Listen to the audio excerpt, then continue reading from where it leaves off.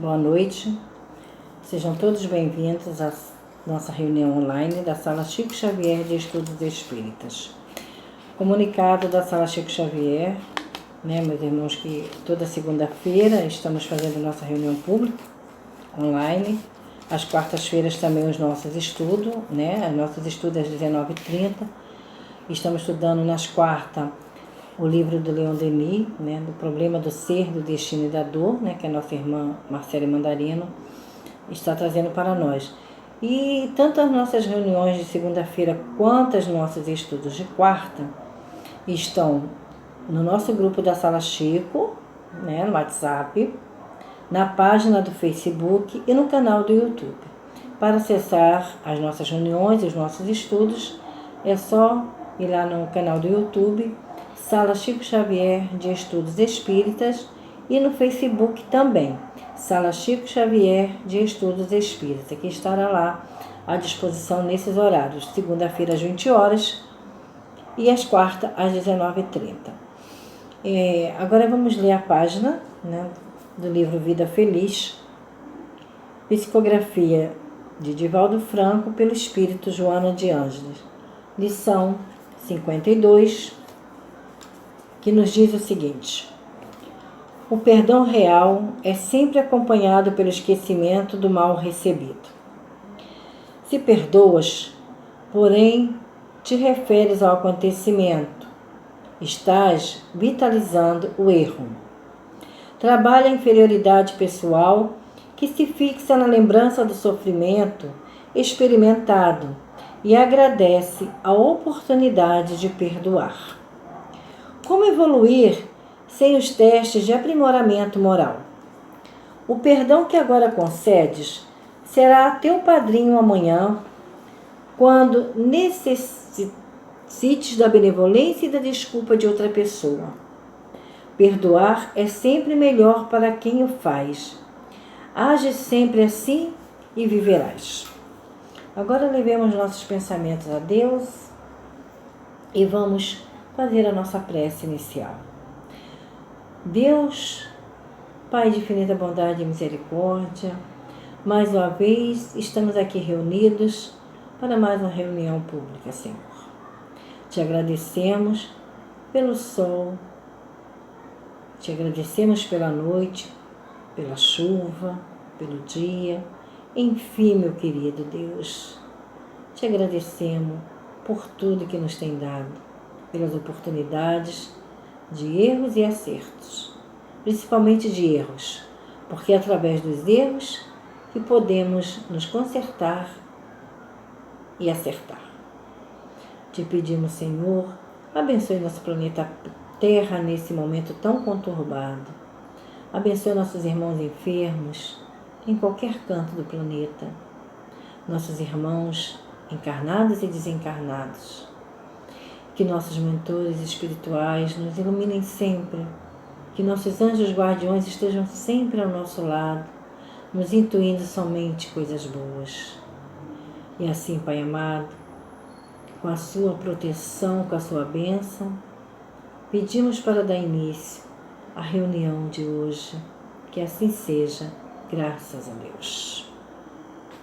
Irmãos, vamos passar a palavra para o nosso irmão Manuel, que vai trazer para nós, na noite de hoje, o capítulo 15 do Evangelho segundo o Espiritismo, item de 4 a 7, o mandamento maior, necessidade da caridade. E logo após a explanação do nosso irmão, o nosso irmão Delcio fará a nossa prece de encerramento. Boa noite a todos. Tenhamos uma ótima reunião. Boa noite a todos, que nosso Senhor Jesus Cristo abençoe-nos, que tenhamos uma boa noite de estudo. Nós vamos nos justificar aqui, nós tivemos uns problemas aí na hora de enviar os vídeos, o vídeo da exposição de hoje, então optamos por fazê-lo em áudio. Espero que isso não caia de forma nenhuma a qualidade do entendimento, sobretudo, sobre o estudo da noite de hoje, que nós possamos refletir acerca do tema que será falado. O nosso tema é do Evangelho segundo o Espiritismo, de Allan Kardec, E o capítulo é o capítulo número 15, cujo título é Fora da Caridade Não Há Salvação. E o nosso item, né, de estudo vai do 4 ao 7. E no primeiro texto nós vamos falar do o maior mandamento. E depois necessidade da caridade segundo São Paulo, que são os itens 6 e 7. E aí vamos à leitura então do texto extraído por Kardec do Evangelho de São Mateus, capítulo 22, versículos de 34 a 40. Segue assim o texto.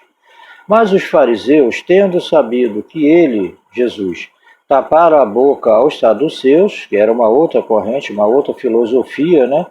Eram concorrentes, vamos dizer assim, no judaísmo, nos entendimentos, né? E eles, né, Jesus já havia em outro momento feito calar a boca deles também por tentarem, né? E aí os fariseus, né, sabendo que Jesus teve essa boa saída, eles reuniram-se. E um deles, que era doutor da lei, vejam bem, não era nada, uma pessoa iletrada, não era ninguém do povão, alguma pessoa que não soubesse sequer ler, era o doutor da lei. Veio lhe fazer esta pergunta para o tentar. Mestre, qual é o maior mandamento da lei? E Jesus lhe respondeu, amareis o Senhor vosso Deus de todo o vosso coração, de toda a vossa alma e de todo o vosso espírito. Eis aí o maior e o primeiro mandamento. Eis o segundo, que é semelhante a esse. Amareis vosso próximo como a vós mesmos. Toda a lei e os profetas estão contidos nesses dois mandamentos, né? Aí então, a gente já, antes de passar aqui os comentários, já vamos imaginando, né? Pensando, refletindo. Nos 10 mandamentos, que são bastante conhecidos, você vê lá, amar a Deus sobre todas as coisas é o primeiro dos mandamentos. Todo o restante, na verdade, segundo agora nossa compreensão com a visão da doutrina espírita, eles serão um complemento, porque amar a Deus acima de todas as coisas, hoje nós já temos o entendimento de que é amar a humanidade. Amar a Deus somente não tem como você gostar apenas do seu pai e sem amar os seus irmãos, né? Então, é possível que você esteja deixando alguma coisa em falta. E aí Jesus coloca um outro mandamento, que literalmente, né, na forma dos 10 mandamentos, não constava dessa forma. E Jesus faz esse resumo dizendo que o segundo, que é semelhante ao primeiro, é amar ao próximo como a ti mesmo. E aí nós vamos ao entendimento de Kardec, que vai nos esclarecer sobre essa forma de interpretar corretamente a lei. Aí no item 5, Kardec vem dizendo o seguinte: caridade e humildade, tal é, pois, o único caminho da salvação. Egoísmo e orgulho, tal o da perdição.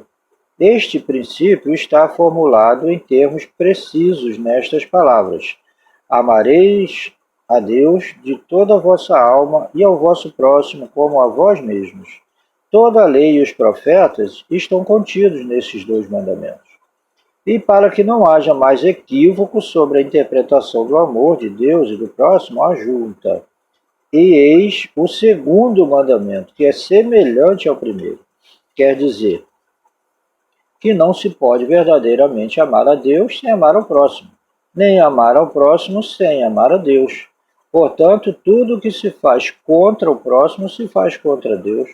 Não podendo amar a Deus sem praticar a caridade para com o próximo, todos os deveres do homem se encontram resumidos nesta máxima: fora da caridade não há salvação. Aí Kardec então faz esse resumo ali, ele faz sucintamente, resume o que os ensinamentos de Jesus, no fundo, querem dizer, independente para quem ele falou, em quais circunstâncias ele tenha dito, mas esses deveres são de toda a criatura. Ele não disse que isso era só para os saduceus, nem só para os fariseus. Nosso entendimento é de que ele fala isso para toda a humanidade. E vamos dizer que nós acreditamos piamente nas palavras de Jesus, porque nós entendemos que Jesus é o caminho para Deus, significando que os exemplos que ele deu de amor ao semelhante, de obediência ao Pai maior, Deus, esses são os exemplos que nós estamos aprendendo, ainda que muito de longe, a seguir. E se ele disse assim, é porque deve ser. E sintetizando todos esse entendimento, Kardec fala isso. Fora da caridade não há salvação. Significa que eu preciso de salvação. Nós entendemos que nossa vida ela é uma só. E são várias oportunidades reencarnatórias que nós temos. Hoje eu estou Manuel, ontem, em outra ocasião, eu posso ter sido Paulo, pode ter sido João, o Pedro, a Maria, a Josefina. Em outras circunstâncias, eu posso ter encarnado em diversos corpos, mas eu sou a mesma alma, ainda no processo de aprendizado constante. E eu preciso me salvar. Se eu preciso me salvar, significa que de algum modo eu estou perdido, né? Estou precisando de salvação. E Kardec vem e aponta essa bandeira, né, sem a qual nós ainda vamos continuar perdidos. Fora da caridade, nós não vamos ter outra oportunidade, não vamos ter remédio enquanto não fizermos isso. Amar a Deus e ao próximo como a nós mesmos. E Jesus sintetiza dizendo que toda a lei, né, se encontra aí. A lei, tudo o que ensinaram todos os profetas, todo esse entendimento está aí. Aparentemente simples, né? Porém, de grande dificuldade para nós, devido à nossa dificuldade ainda que nós encontramos em modificar as nossas tendências. Precisamos nos conhecer melhor. Como é que é conhecer melhor? Porque eu posso amar a mim cheio de erros. Eu devo amar, mas não significa que eu deva continuar errando, vacilando e continuando a ser a mesma pessoa de sempre. Eu posso me entender melhor, me interpretar melhor, me conhecer e evitar de me punir.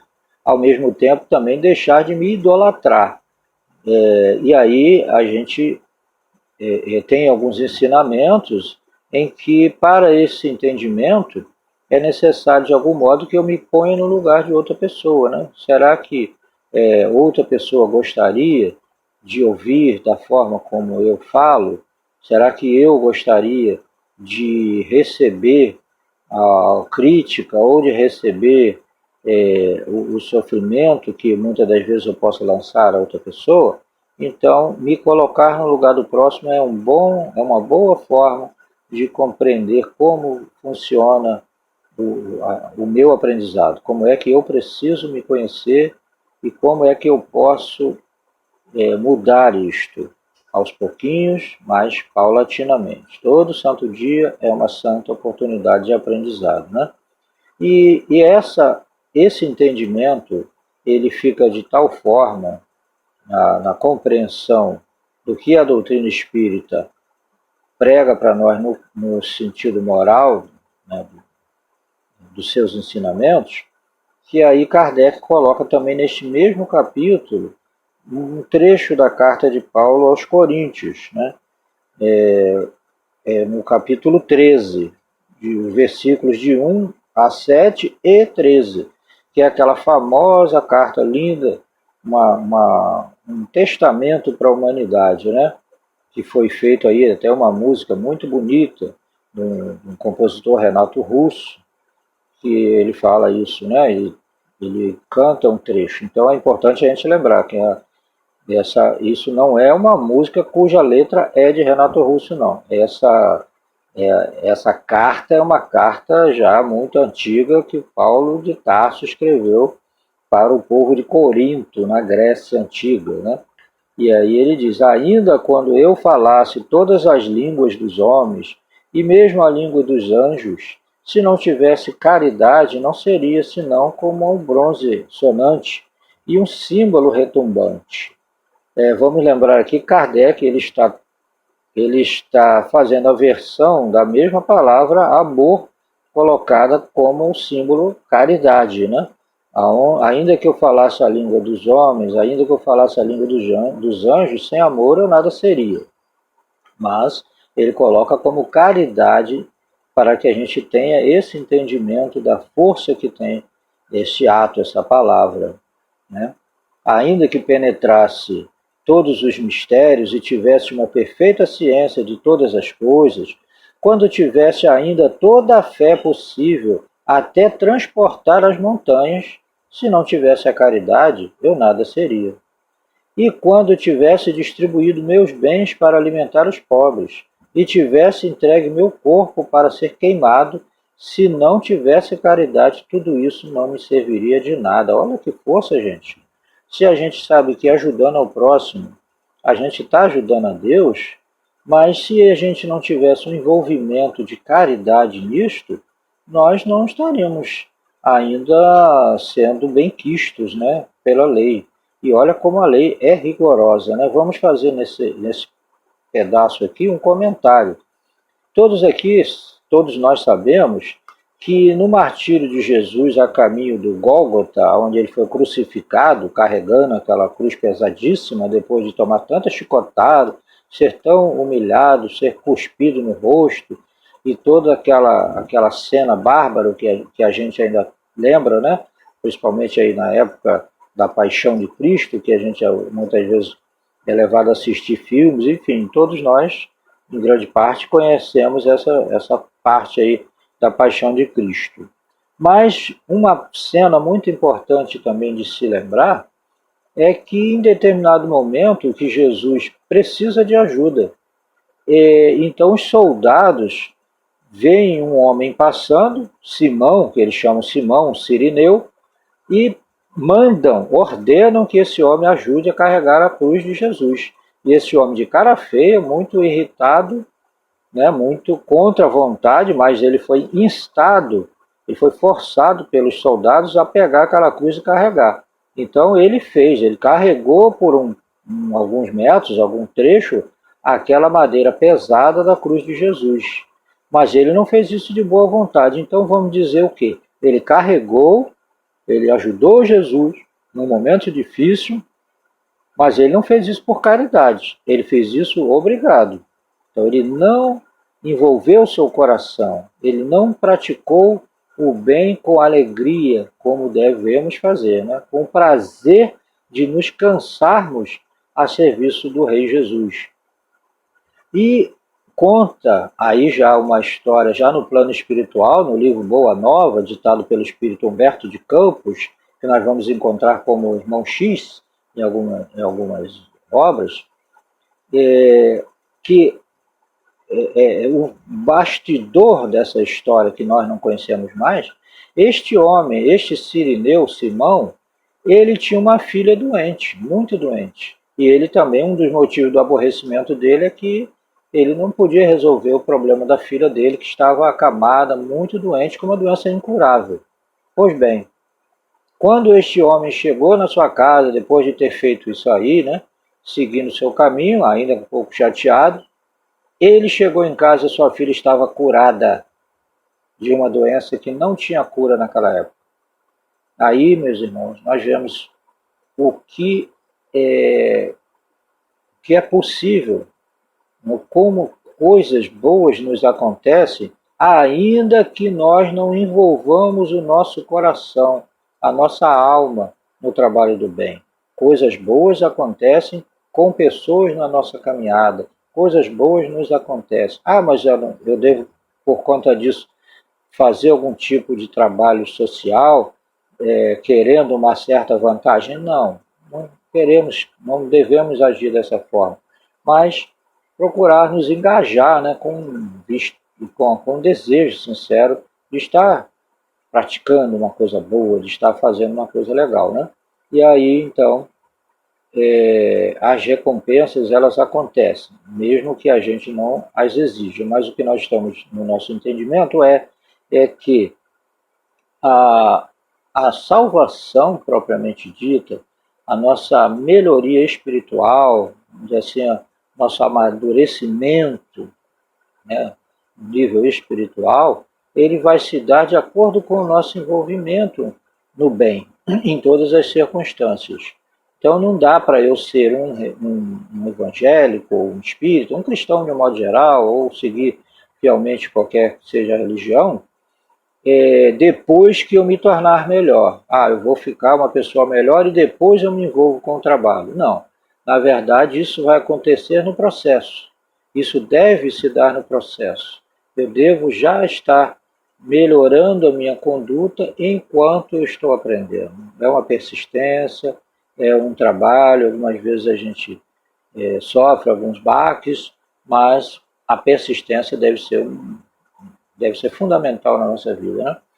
E aí, dando sequência aqui nessa carta maravilhosa de Paulo, segue assim o próximo parágrafo. A caridade é paciente, é doce e benfazeja.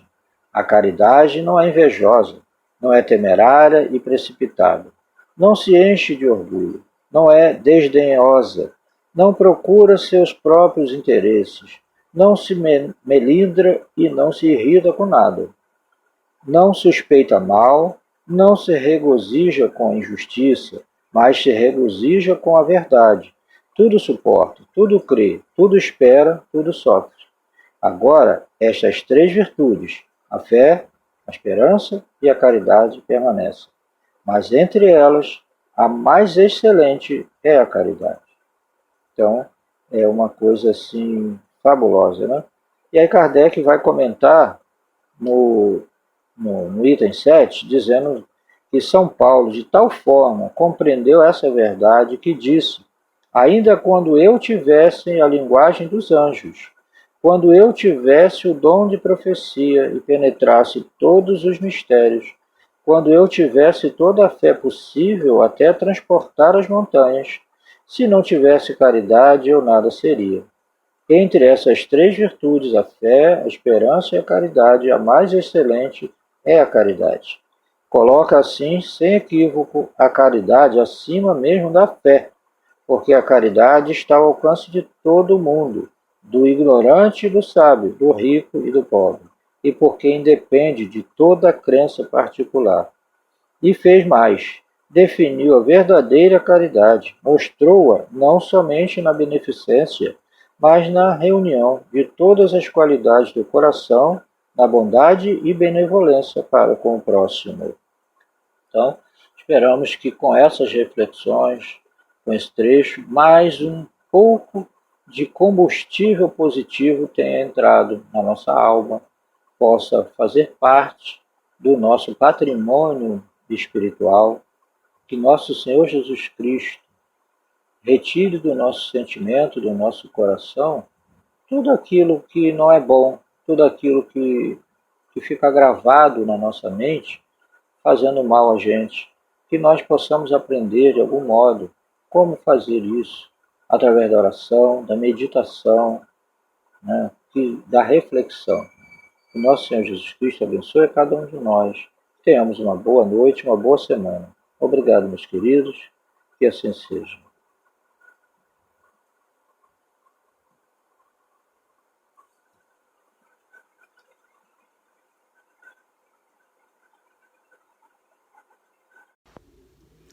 Boa noite. Para finalizarmos nossa reunião pública, depois da exposição do nosso irmão Manuel, vamos fazer a nossa prece de encerramento. Nesse momento, vamos elevar nossos pensamentos a Deus, à espiritualidade superior. Para quem quiser colocar a sua água para fluidificar, pode ficar à vontade. As vibrações positivas, o bálsamo necessário para as nossas aflições estarão disponíveis nesta água, porque estaremos todos vibrando, a espiritualidade está agindo conosco para o nosso bem a todo instante. Independente da nossa presença física, as vibrações, as nossas energias, elas estão sendo transmitidas com a mesma intensidade, com o mesmo amor. Então vamos fechar os nossos olhos, elevar os nossos pensamentos a Deus e agradecer a oportunidade de estarmos reunidos em mais esta noite de estudo. Vamos agradecer também pela oportunidade que nos é dada a cada dia de encontrarmos as soluções para os nossos problemas, que estejamos todos atentos aos sinais que nos são dados, aos ensinamentos que nos são transmitidos para nos auxiliar nessa jornada terrena. Que cada passo nos permita estar mais próximos de Ti, Senhor. Que possamos auxiliar os nossos irmãos, estarmos disponíveis, que possamos, acima de tudo, exercer esse mandamento maior, que é a caridade, o amor ao próximo. Estejamos prontos e que possamos ser fortes para fazer do amor um exercício constante em nossas vidas. Que estejamos todos contigo, Senhor. Graças a Deus.